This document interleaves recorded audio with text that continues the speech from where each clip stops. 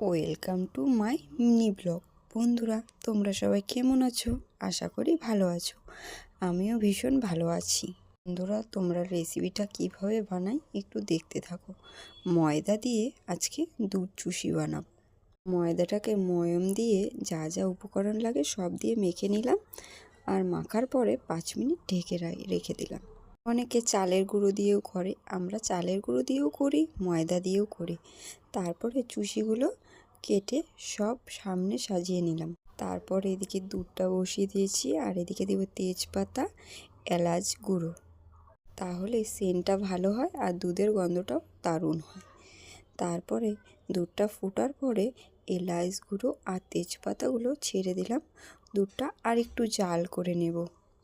এভাবে চুষি বানালে তো দারুণ লাগে। সবাই হয়তো বানাও, সবাই খাও, কিন্তু ময়দা দিয়ে যারা যারা খাওনি তারা একবার ট্রাই করে দেখো। আর এদিকে দিয়ে দিচ্ছি খেজুর গুড় আর চিনি দিয়ে আরও 5 মিনিটের মতন দুধটাকে জাল করব। তারপরে চুষি কাটা আছে যেগুলো, সেগুলো দুধের মধ্যে ছেড়ে দেব। তারপর আরও 10-15 মিনিট জাল করে নেব। দুধ চুষিটা খেতে দারুণ হয়েছিল। বন্ধুরা, ভিডিওটা আর বাড়ালাম না। ভালো লাগলে লাইক, কমেন্ট, শেয়ার করো। Tata, bye bye.